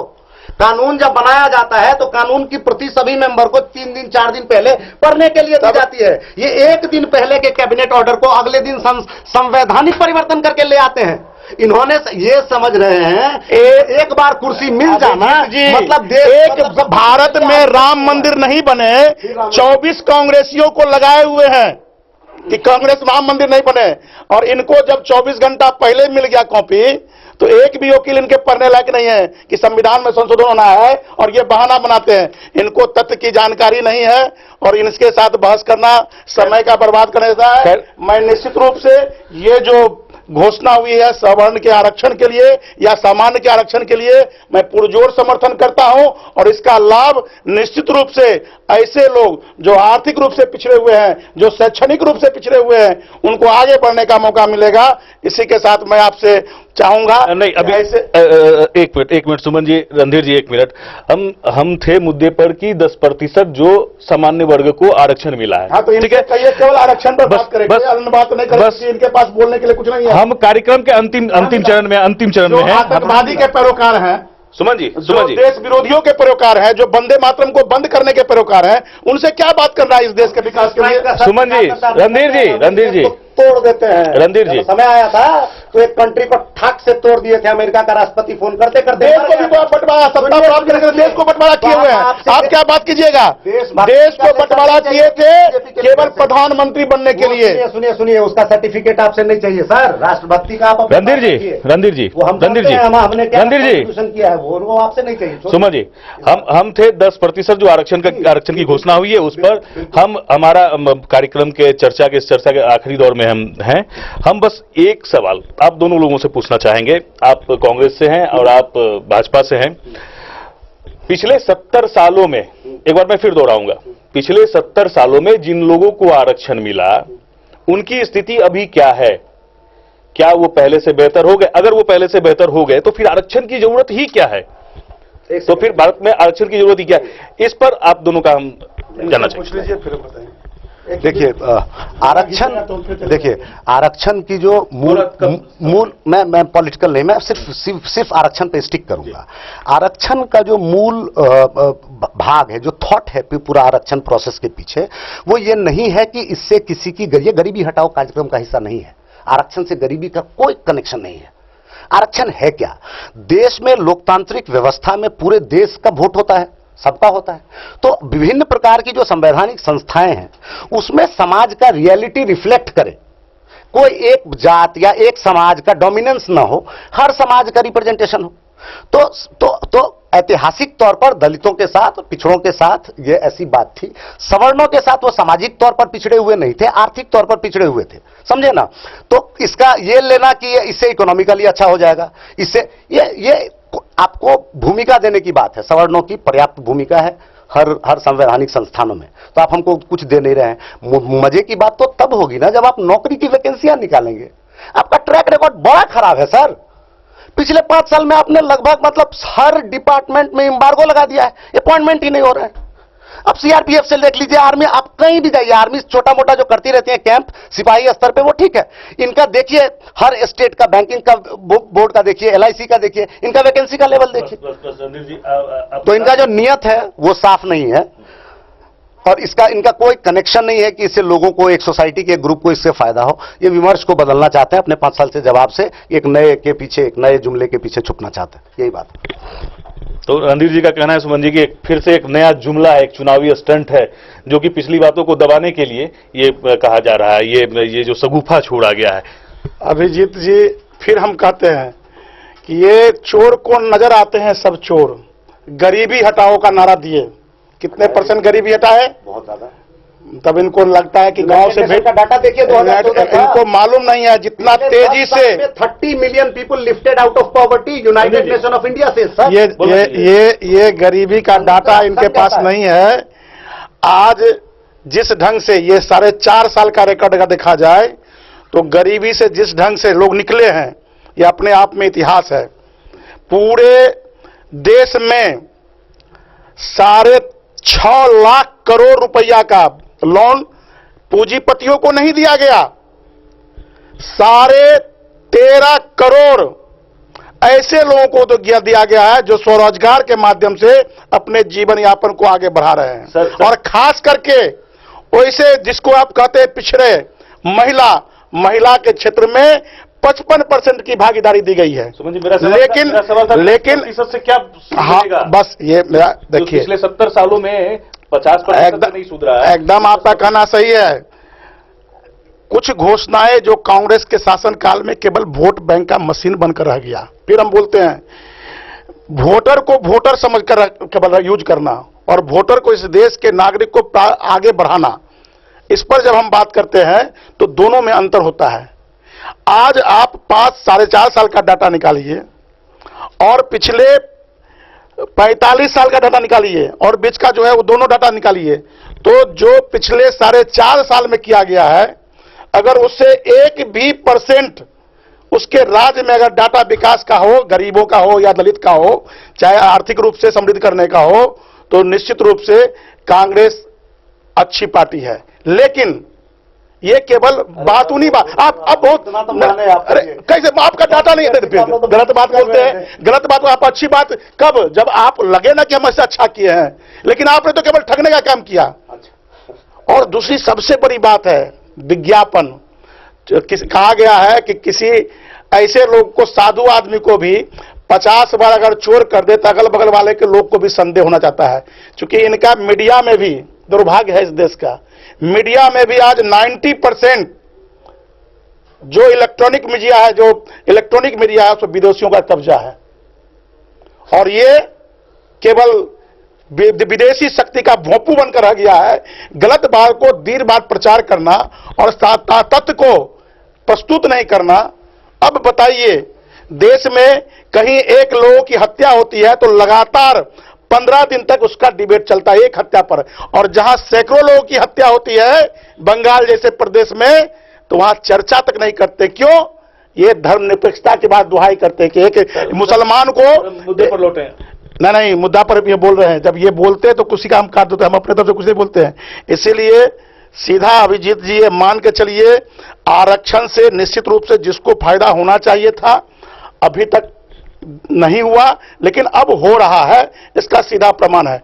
हर रही बात, हाँ एक चीज जरूर आपको समझना पड़ेगा अभिजीत जी, सभी लोग बुद्धिजीवी बैठे हुए हैं, कि कुछ लोग कहते कि सरकार में नौकरी, ये नौकरी आरक्षण जो है निश्चित रूप से सरकार के शैक्षणिक संस्थानों में और माने रोजगार में, इसमें आरक्षण का प्रावधान से फायदा होगा। लेकिन आज देश में कितने रोजगार की है, अगर सरकार के द्वारा रोजगार पैदा किया जाए कितने लोगों का होगा नौकरी के माध्यम से? 1 से 1.5% या 2%, यही ना हो सकता है। लेकिन मूलभूत जो अपने यहाँ था कभी उद्योग था, बताइए एक खुरपी जो टाटा जैसी कंपनी बनाती है, जो अपने यहाँ घर घर में बन सकता था, अगर हम लघु उद्योग को करते तो बढ़ सकता था। आज सरकार के द्वारा कुशल युवा कार्यक्रम के द्वारा माध्यम से लगातार लोगों को शिक्षित किया जा रहा है। अभी कल झंझारपुर में परसों भी एक केंद्र खोला जा रहा है कुशल युवा प्रोग्राम का, उसके माध्यम से लोगों को कुशल किया जा रहा है कि अपना भी रोजगार प्रारंभ करें। कभी कभी हंसी आती है, ये तो दरभंगा मधुबनी के आप भी अभिजीत जानते होंगे, कि पकौड़ा का मुद्दा बनाए थे कभी रोजगार के मामले में, कि जो रोजगार करने वाले हैं लोन लेकर, मुद्रा लोन से, आप पकौड़ा का भी व्यवसाय एक रोजगार है। इनको हंसी आती है, ये कहते हैं कि एमबीबीएस, आप एमबीबीएस अगर पैदा किए रहते, आज वैकेंसी निकलती है और आपके पास एमबीबीएस मिलता नहीं है। आप 3 लाख ऐसे फर्जी कंपनी को बंद किए हैं जो केबल पर दिखा रहा था कि हम 50 स्टाफ को नौकरी दे रहे हैं। उसमें किस पार्टी के कितने लोगों के नाम? ये सब तो आपके कार्यकाल में था। खुलिए ना, सब खुले रूप से आपके जैसे लोगों जो ब्लैक मनी को व्हाइट मनी करने वाले लोग थे। सर नाम बता दीजिए ना। अरे 3 लाख लोग, लिस्ट आपके पास है, नेट पर जाकर देखिए ना। आप इतना आगे देश बढ़ गया है, गवर्नमेंट को आना चाहिए, इतना आगे बढ़ गया है। 3 लाख लोग, 3 लाख कंपनी, एक कंपनी में हमारी भी कंपनी है, हमारी भी एक दरभंगा जैसे शहर में कंपनी है जिसमें 400 रोजगार है। और ये कहते हैं कि 3 लाख कंपनी मनी, तो सब जितने लोग थे बेरोजगार हुए। क्या कर रही थी वो कंपनी? क्या करती थी वो कंपनी? इनके पास ये डाटा है, क्योंकि जानते हैं कि सब फर्जी कंपनी थी, कागज पर बंद हो गया तो रोजगार घट गया। और जहां 13.5 करोड़ लोगों को लोन देकर रोजगार दिया गया, ये डाटा इनके पास नहीं है।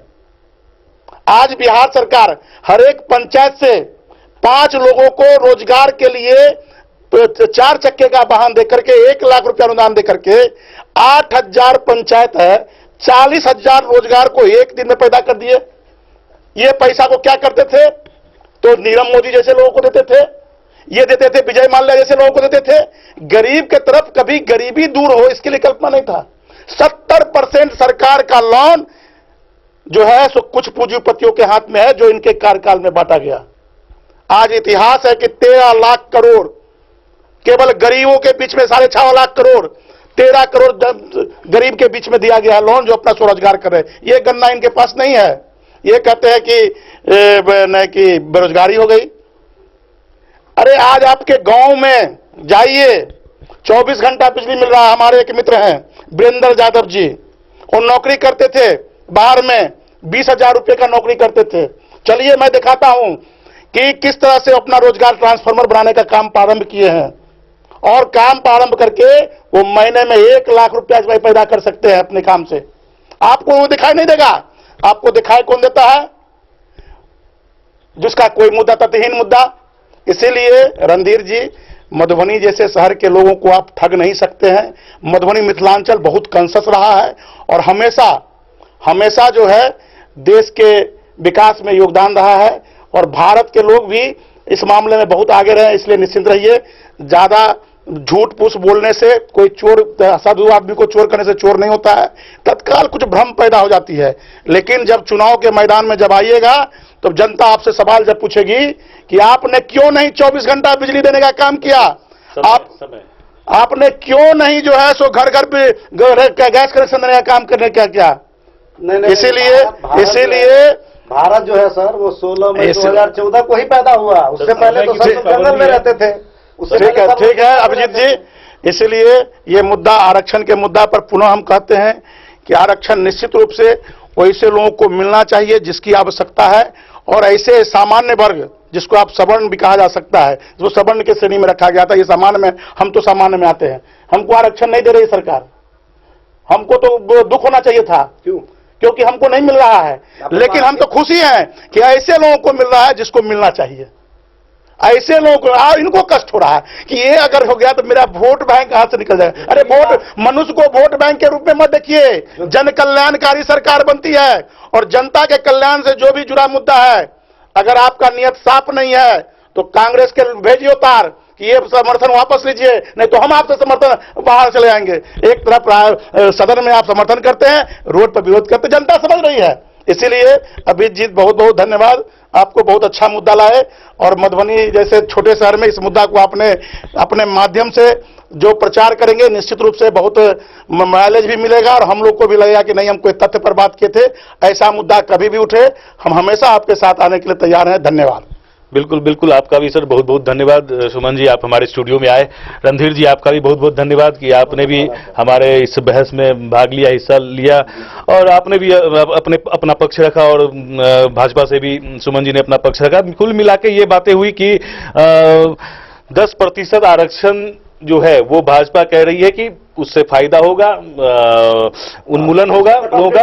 और जब ये नहीं रहेंगे तब जो भी हो, खैर हम इस बहस को यहीं समाप्त करते हैं। सरकार आप 100 साल की, आगे फिर दूसरे मुद्दे के साथ हम फिर होंगे हाजिर। तब तक के लिए पूरी टीम को दीजिए इजाजत। नमस्कार। नमस्ते।